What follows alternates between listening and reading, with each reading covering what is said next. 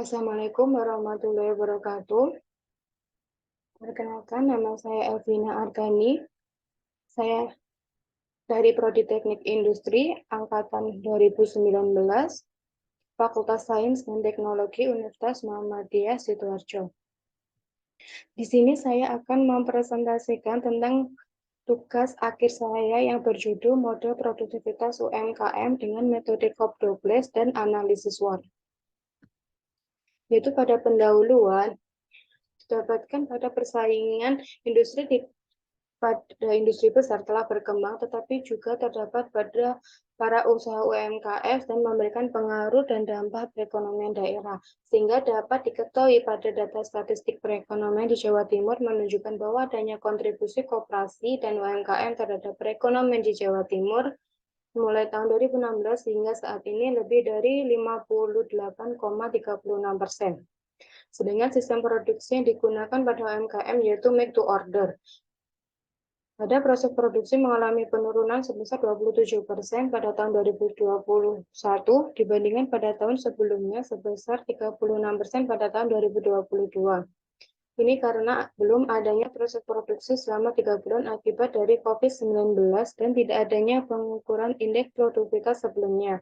Sehingga kondisi ini mengakibatkan UMKM belum mampu menyusun strategi peningkatan produktivitasnya karena belum mengetahui perkembangan produktivitas dari periode ke periode. Yaitu pada rumusan masalah, yaitu kita mengukur indeks produktivitas, bagaimana mengukur indeks produktivitas dengan metode COP12 dan menentukan strategi peningkatan produktivitas dengan analisis SWOT. Pada tujuan penelitian, yaitu kita mengukur indeks produktivitas dengan metode COP12, menentukan kekuatan, kelemahan, peluang, ancaman, dan menentukan strategi perbaikan untuk meningkatkan produktivitas dengan penerapan analisis SWOT.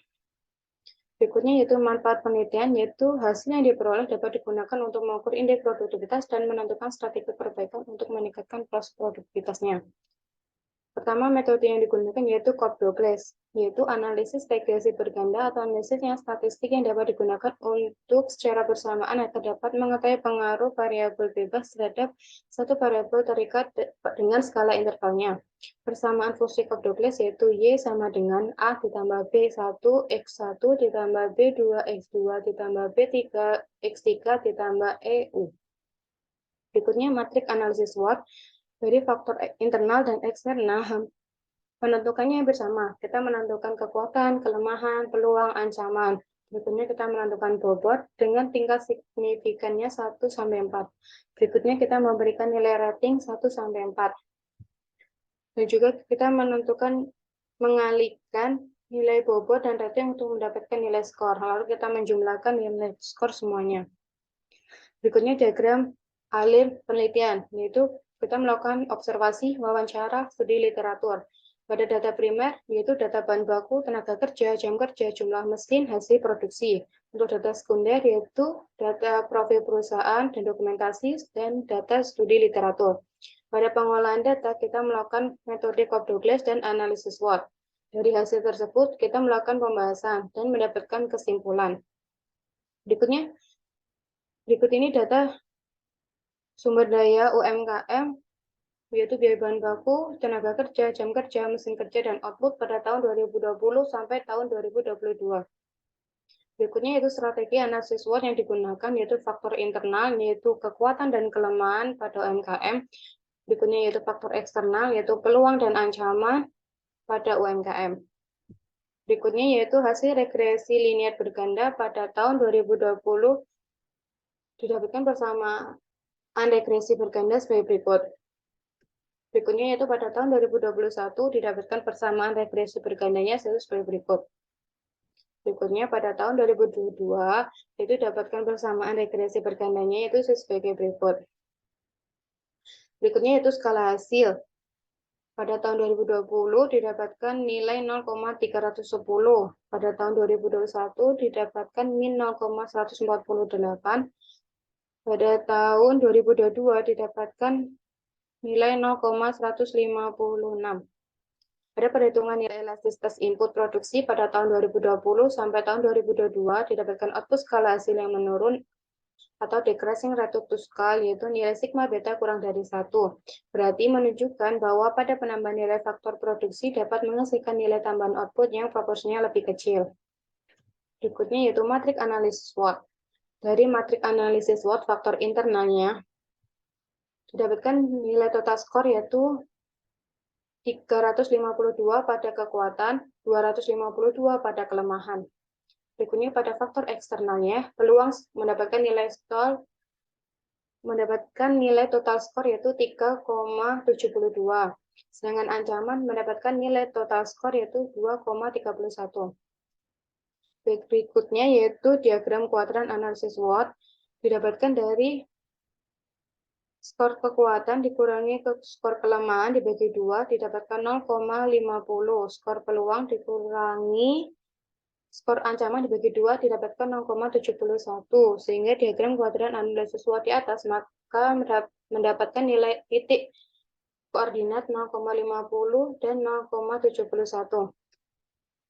Berikutnya yaitu matriks SWOT kualitatif didapatkan strategi kekuatan dan peluang yaitu perluasan pemasaran produk, memperbarui variasi produk dengan selalu mengikuti trend fashion terbaru. Strategi kelemahan dan peluang meningkatkan hubungan kerja sama dengan relasi usaha, selalu mengamati perubahan dan perkembangan dalam dunia trend fashion terbaru.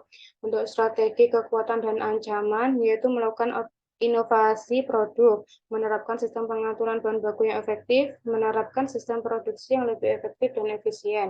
Berikutnya yaitu strategi pada kelemahan dan ancaman, memperbaiki aliran kerja dalam perusahaan. Jadi, kesimpulan pada penelitian ini yaitu pada perhitungan nilai elastisitas input produksi pada tahun 2022 didapatkan nilai sebesar 0,310, pada tahun 2021 sebesar min 0,148, pada tahun 2022 sebesar 0,156, atau sigma beta kurang dari 1. Yang diketahui bahwa pada produktivitas terjadinya skala hasil yang menurun atau decreasing return to scale. Sehingga jadi pada proses produksinya terjadi peningkatan nilai input X yang secara proporsionalnya sebesar 1% sehingga dapat membuat penambahan pada nilai output Y atau hasil produktivitas sebesar 0,310 katerius paribus pada tahun 2020, min 0,148 katerius paribus pada tahun 2021, dan 0,156 katerius paribus pada tahun 2022. Sedangkan hasil analisis matrik IFE, EFE, dan analisis SWOT mendapatkan berbagai jenis strategi yang sesuai untuk UMKM TAS, yaitu strategi pengembangan produk, strategi pengembangan pasar, strategi perbaikan bahan baku, strategi peningkatan tenaga kerja, strategi peningkatan mesin kerja, strategi perbaikan aliran kerja, dan strategi integrasi ke depan. Terima kasih. Sekian presentasi tugas akhir saya. Wassalamualaikum warahmatullahi wabarakatuh.